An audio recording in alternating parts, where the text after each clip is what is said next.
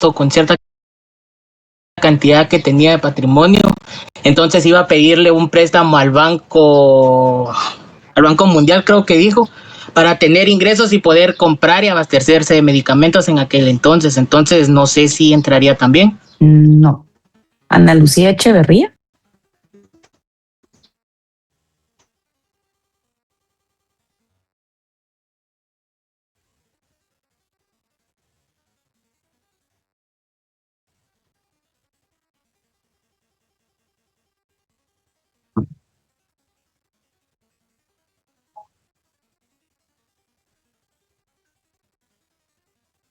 Ok, excelente. Eso es un buen aporte. Muchísimas gracias.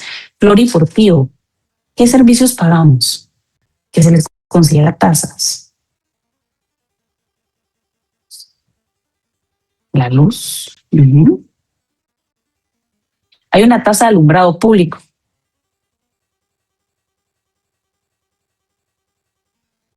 Ese es diferente. Pero bueno, sí, vamos a ver que cuando veamos nuestro código tributario, en razón de los ingresos de carácter tributario y su clasificación, nosotros tenemos dos clasificaciones jurídicas, si lo queremos ver desde ese punto de vista.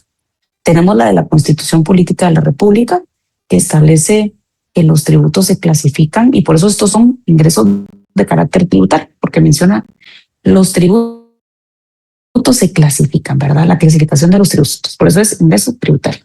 En ingresos ordinarios y extraordinarios, en arbitrios y en contribuciones. Así establece la Constitución, lo vamos a ver más adelante. Y el Código Tributario, lo que les mencionaba, que parte del artículo 9 hasta el 13, ¿verdad? Y en la clasificación, que está en el artículo 10, se menciona los tributos se clasifican en, tal vez la palabra clasificación no es que la utilice, pero los tributos son, o algo así, o se clasifican en impuestos, tasas, contribuciones especiales y contribuciones por mejores. Entonces, viene a ser una clasificación un poquito más amplia que la de la Constitución, en la cual solo nos menciona las contribuciones especiales, ¿verdad? Ahora, la tasa es todo aquello, o el arbitrio es todo aquello que recibe la municipalidad por un servicio público. Lo pagamos los ciudadanos a cambio de un servicio, ¿verdad? Entonces, en este caso, en la Edad Media, si se dan cuenta, viene desde la Edad Media el vocablo de tasa, ¿verdad? Que era todo aquel pago que se realiza, a cambio de un servicio. Yo recibo el servicio y pago entonces la tasa que la recauda la municipalidad y que es a cambio de un servicio. Esta tasa se paga de manera voluntaria. ¿A qué me refiero con esto? Que si no la pago, entonces no tengo el servicio, ¿verdad? Pero no es el impuesto, que es otra clasificación de los tributos, lo vamos a ver más adelante, por los ingresos de carácter tributario, y que lo tiene también el Código Tributario dentro de su clasificación. Los impuestos, tal como Flori nos lo mencionaba, ahí está el impuesto de circulación de vehículos. Es otra característica diferente, es un elemento de los tributos, claro está, pero es totalmente diferente a la tasa, que la tasa se recibe por un servicio, ¿verdad? A cambio de un servicio. Entonces, después de la Segunda Guerra Mundial, la cual marcó de manera determinante la estructura cultural existente a nivel mundial, los recursos públicos pasaron a conformar parte de la política estructural correspondiente a las distintas naciones, ya sean lo relativo a los recursos que provenían del pago de los distintos tributos como aquellos que provenían del endeudamiento de carácter público. En nuestra sociedad, el presupuesto de los ingresos públicos con los cuales cuenta el Estado, ahí estamos hablando del presupuesto del Estado, se encuentra dividido en recursos de capital y en fuentes financieras. Los ingresos corrientes se encuentran formados por ingresos tributarios y también por ingresos de carácter no tributarios. Vamos a ver. Acá hay algo que es un concepto eminentemente financiero, no es un concepto jurídico, ¿verdad? Nosotros en el área financiera como tal, aclaro, no es de carácter jurídico, en el área financiera como tal, el balance general o el estado de resultados de una empresa está clasificado por los activos y los pasivos. Eso ya vimos, ¿verdad? Activos, todo aquello que nosotros tenemos o los recursos con los que contamos, ¿verdad? O los bienes o la maquinaria, y hay pasivos, que son todos los egresos que yo tengo. Es un poquito más complejo, ¿verdad? Pero para ámbito general y de conocimiento jurídico, hasta ahí lo vamos a dejar. Ahora, cuando menciona ingresos corrientes, existen también ingresos no corrientes. No entra en el examen, solo es para que lo sepan. Ingresos corrientes menciona ingresos tributarios y también por ingresos no tributarios. Un ingreso corriente es todo aquel que se recibe a corto plazo, normalmente dentro del ejercicio fiscal, que es del 1 de enero al 31 de diciembre. Existen también ingresos no corrientes que se toman aquellos a largo plazo, ¿verdad? Pagos que hay ejemplo de un pasivo, ¿verdad? De colaboradores, que eso es a largo plazo. Pagos que tengo de préstamo a 5 años, 10 años plazo, que va más allá de un año. Al igual que los pasivos corrientes y ingresos no corrientes sería un bien, ¿verdad? Que es a largo plazo. Y entonces también existen los pasivos corrientes y los no corrientes. Los pasivos corrientes son aquellos de un periodo determinado, corto, a un año plazo, y los pasivos no corrientes son aquellos adeudos que se tienen a mediano o largo plazo. Solo es para que lo sepan, por eso es que aparece la palabra corriente, porque es a corto plazo dentro del ejercicio fiscal. Solo es por eso. Si en algún momento ustedes llegan a hacer alguna especialización en el área financiera o a ver, supongamos a trabajar en alguna empresa y les toca ver algún tema financiero, van a ver algo bastante importante que se llama el estado de resultados en una empresa o el balance general, que es lo que se presenta al año siguiente, ¿verdad? Para verificar cómo terminó la empresa en el ejercicio fiscal, qué activos tiene, qué deudas tiene, qué ingresos tuvo, qué flujos, ¿verdad? Qué reservas hay que hacer. Pero eso ya es, como les menciono, de carácter financiero, pero ahorita estamos viendo los ingresos. Entonces mencionan ingresos corrientes pueden ser tributarios y no tributarios. Y recordemos también que estamos en la esfera, en este momento, estatal, ¿verdad? Entonces son públicos. Ojo, entonces, el ingreso, ¿cómo lo clasificamos? Tributarios y no tributarios. Esto es importante para efectos de examen, para efectos de segundo parcial. Ingresos tenemos de dos fuentes: ingresos de carácter tributario e ingresos de carácter no tributario. Igualmente vamos a ver más adelante que el manual de clasificación presupuestaria, ¿verdad?, clasifica los ingresos ya un poquito más a detalle, pero en sí, en general, tenemos ingresos tributarios y no tributarios. Los ingresos tributarios se encuentran comprendidos por impuestos, los que cuentan con la característica de ser los mismos contribuciones con carácter de obligatoriedad sin que tengan la opción de una contraprestación. Esto lo vamos a ver, de hecho, el jueves que tenemos la próxima clase. Les pediría que por favor tengan leído del artículo 9 al 13 del Código Tributario para que tengamos un poquito más de contexto de lo que estamos hablando en razón de qué es un impuesto, de qué es un arbitrio, de qué es una contribución especial y qué es una contribución por mejora. Pero léanlo despacito. ¿Por qué les digo léanlo despacito? Porque de hecho se menciona que algunos son obligatorios de esta clasificación que les acabo de mencionar, que tiene el Código Tributario, y otros no. Hay algunos por ahí que se menciona que hay una contraprestación directa, entonces ustedes, y otros no. Entonces ustedes van a ir dando cuenta de que en esos 6 articulitos que tienen que leer, 5 artículos, son bien poquititos, ¿verdad? Son bien chiquitos, pero emana toda la base torácica de los ingresos tributarios. Y no solo eso, sino que esa es la base fundamental de todo el otro semestre de nuestro derecho tributario. Ya el otro semestre lo vamos a ver súper más a detalle, pero si leen a conciencia esos 5 articulitos van a entender mucho en razón del derecho tributario para el próximo semestre. Entonces, sin que tenga la opción de una contraprestación, además no pueden volverse a recuperar y son originarios de la debida potestad con la cual cuenta el Estado para la imposición de tributos a la comunidad guatemalteca, con el objetivo primordial de la obtención de los recursos financieros suficientes para el efectivo cumplimiento de los fines que debe de llevar a cabo. También incluyen los intereses, así como las multas.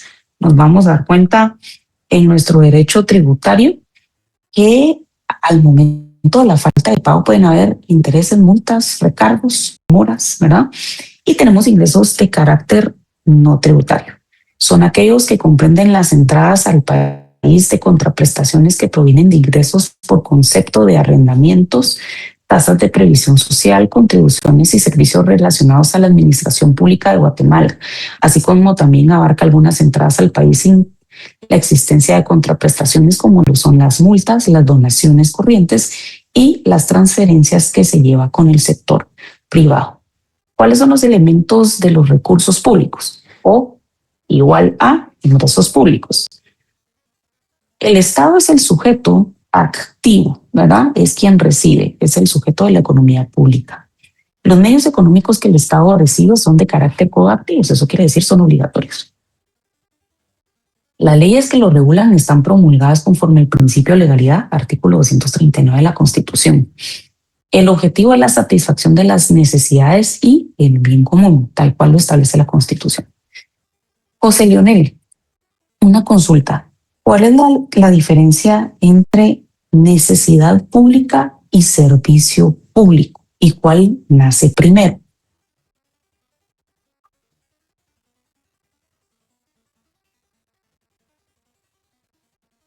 Servicio público. ¿Y cuál nace primero? Pues yo pensaría que nace primero la necesidad pública y de las necesidades de satisfacer servicios para brindar a la población, ya existen los servicios como tal, pero una definición técnica no le tengo licencia. No, pero está muy bien su definición. Si usted me dice, primero nace la necesidad y después el servicio, denme un ejemplo, no necesito una definición y está muy bien por donde va. Me imagino que, por ejemplo, ahorita con la implementación de un poco de etanol en la gasolina, el Estado va a tener la necesidad de implementar controles, supongo. Entonces, primero aparece la necesidad y luego se desarrolla el servicio. Igual debió ser cuando se implementó el tendido eléctrico o cuando se mejoran los colectores de lluvia. Pero no se me ocurren más. Ejemplo, hay necesidades básicas, ¿verdad? La alimentación, la educación, la seguridad. Entonces, ¿qué hace el Estado para satisfacerlas? Implementa escuelas, seguramente en las comunidades, ¿verdad? Entonces, muchísimas gracias, José Leonel. Recordemos que primero nace la necesidad, y en este caso estamos hablando de un derecho financiero. Entonces son necesidades para todos los guatemaltecos. Eso quiere decir que son necesidades de carácter público, ¿verdad? Son necesidades para toda la población, no solo para un sector determinado. De ahí, luego de la necesidad, nosotros tenemos entonces la satisfacción de esas necesidades mediante los servicios públicos. Nace la necesidad, nace el servicio. Y a veces de un servicio nace otra necesidad, ¿verdad? Y así sucesivamente. Pero yo siempre he dicho, ¿qué sucede si nosotros tenemos X y Y necesidades? Para poder solventarlas o para poder cumplirlas, yo necesito primero recursos, ¿verdad? Por eso es tan importante el tema de los recursos públicos. Primero necesito el dinero, aunque tenga la necesidad, pero no tengo el dinero, no puedo cubrirlo, ¿verdad? Y posterior a eso, yo ya verifico cuánto voy a destinar para esa necesidad. O sea, ya viene el tema del gasto público. Entonces, estos son los elementos de los recursos públicos. El recurso público viene a ser ingresos públicos. Ahorita vamos a ver clasificación doctrinaria de los recursos públicos. Por eso se van a dar cuenta que hay varias clasificaciones. Esta clasificación está en el folleto, solo que aquí está resumidita. Tenemos recursos ordinarios y recursos extraordinarios. Los primeros son aquellos corrientes y que sirven para hacer frente a los gastos comunes del Estado, como los impuestos a la importación y a la exportación de mercaderías denominados derechos arancelarios o aduaneros, el producto de las ventas fiscales, el precio de los servicios que presta el Estado y las contribuciones. Son ingresos recurrentes, ¿verdad?, que sirven al momento de recaudarlos a hacer frente a ese gasto que yo tengo, ¿verdad?, para la satisfacción de las necesidades. De ahí tenemos los extraordinarios, ingresos extraordinarios. Esa sería la primera clasificación, chicos. Cuando ustedes pongan en su cuaderno, no sé si hacen anotaciones o en la computadora, donde las vayan haciendo, es importante que vayan colocando clasificación de los ingresos públicos de carácter doctrinario. Y la primera clasificación van a ser recursos o ingresos ordinarios y extraordinarios.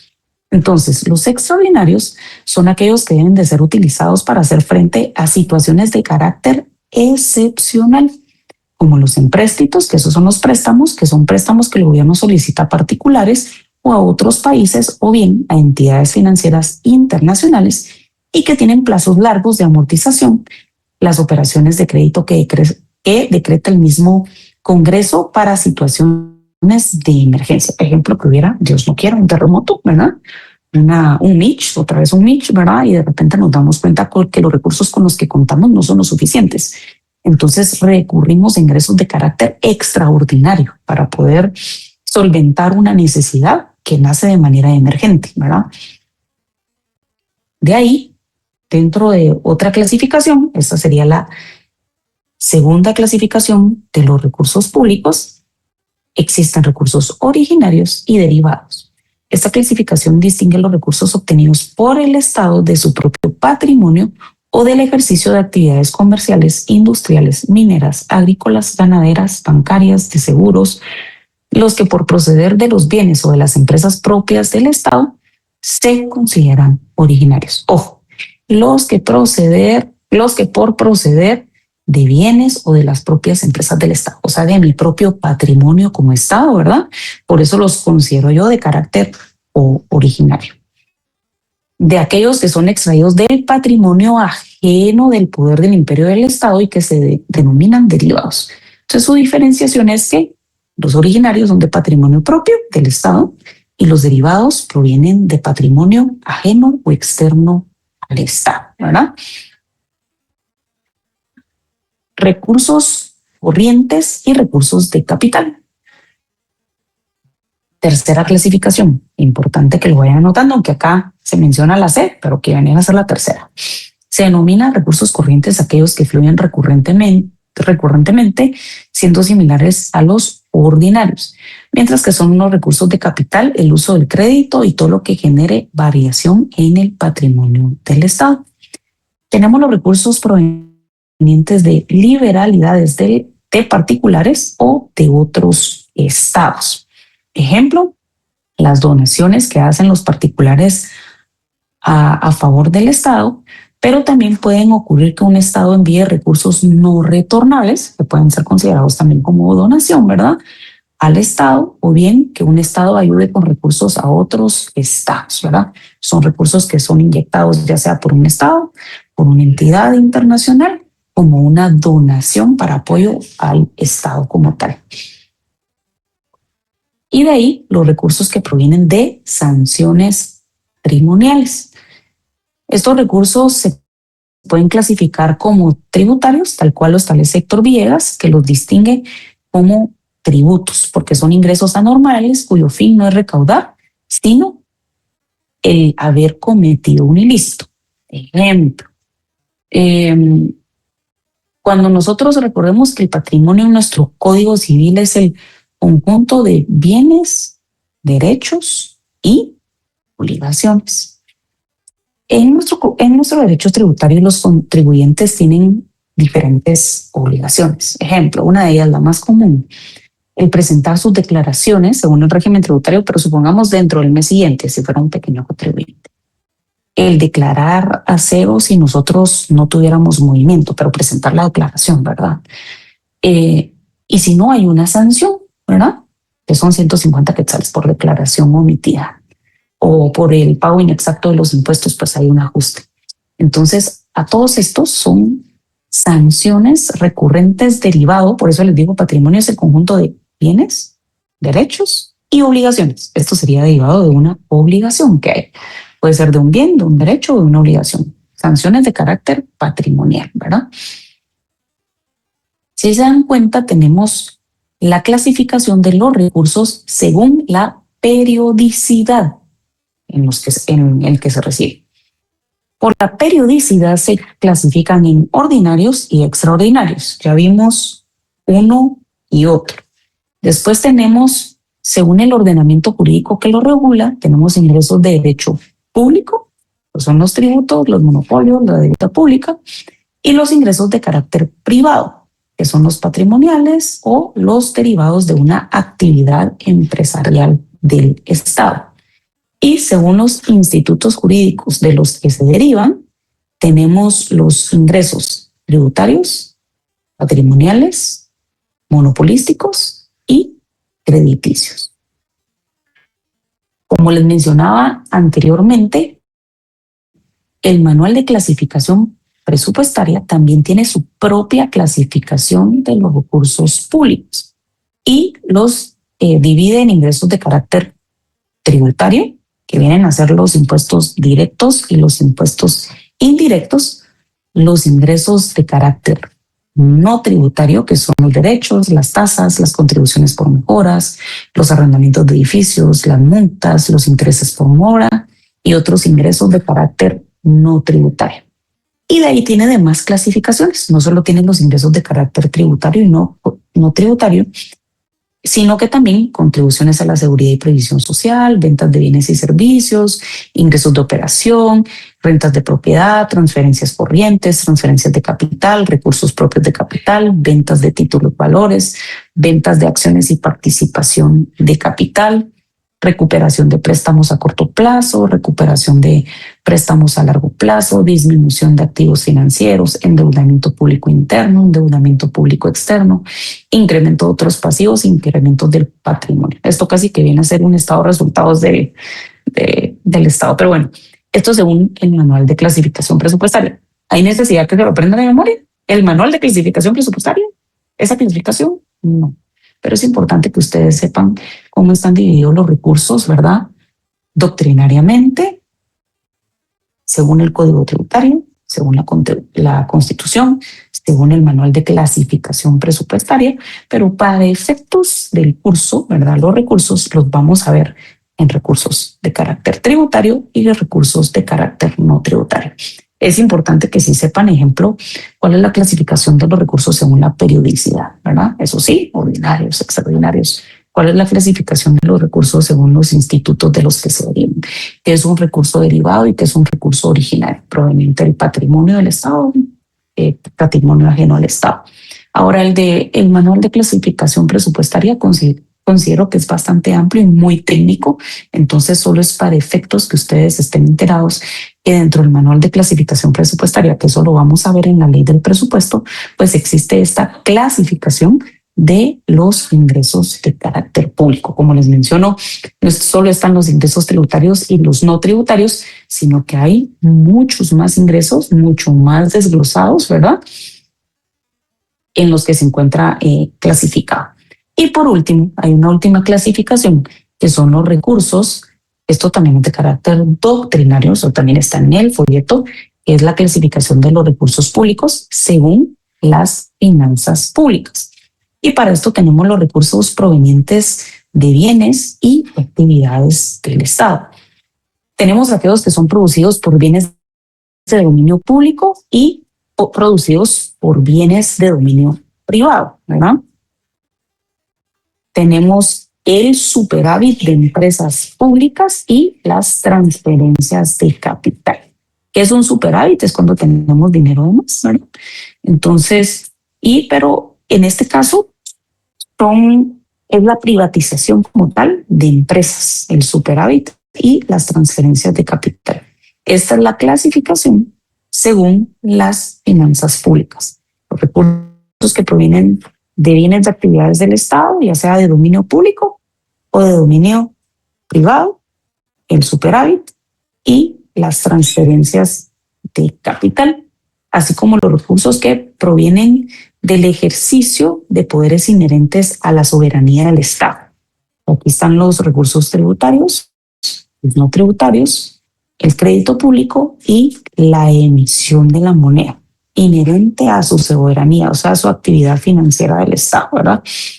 Entonces, esto sería el tema de recursos públicos. Ojo, con el tema de recursos públicos, importante, les agradecería muchísimo que por favor lean para el jueves del artículo 9 al 13 del Código Tributario. Eso es uno. Y dos, sería importante que para el jueves tengan leído el folleto de los recursos públicos. Creo que se lo subí, si no voy a verificar siempre. El jueves todavía vamos a ver presentación. Y la siguiente semana entiendo que vamos a tener virtual aún, creo yo. Si para el jueves me confirmaran que la siguiente semana va a ser presencial, vamos a comenzar a ver entonces, para no atrasarnos mucho con las leyes, la ley de la Contraloría General de Cuentas, porque también por ahí tenemos ya el cuestionario, la ley de la Contraloría General de Cuentas, que fue lo ultimito que vimos previo al primer parcial, para que lo podamos revisar y podamos ir viendo de poco en poco la ley de la Contraloría. Entonces los veo, primero Dios, el jueves, y que tengan un bonito inicio de segundo parcial. Hasta pronto.